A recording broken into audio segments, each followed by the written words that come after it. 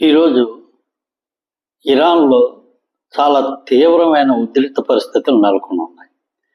ప్రభుత్వానికి వ్యతిరేకంగా చాలా భారీ ఎత్తున ప్రజలు రోడ్ల మీదకు వచ్చి నిరసన కార్యక్రమాలు చేయడం జరుగుతుంది.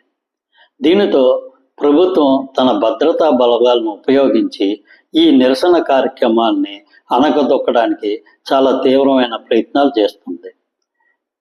ఈ ప్రయత్నాల సందర్భంగా చాలా వరకు ఈ ప్రజల మీద కాల్పులు జరపడం, లాఠీ చార్జ్ చేయడం, ఇటువంటి కార్యక్రమాలు చేయడం జరిగింది.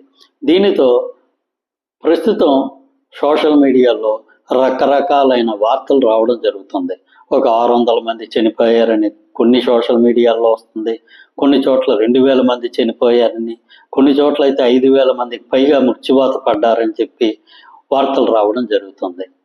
కాకపోతే వీటన్నిటికి కారణం ఏంటంటే ఇంటర్నెట్ని పూర్తిగా అక్కడ ప్రభుత్వం స్తంభింపజేయడం జరిగింది. దీంతో ఇరాన్లో ఎంతమంది చనిపోయారు, ఏం జరిగింది అనే దాని మీద స్పష్టమైన వార్తలు రావడం జరగలేదు. కాకపోతే ఏది ఏమైనా ఒక విషయం మాత్రం ఇక్కడ మనకు అర్థమవుతుంది, కొన్ని వేలల్లో ప్రజలు ప్రాణాలు కోల్పోయారనేది మాత్రం తెలుస్తుంది.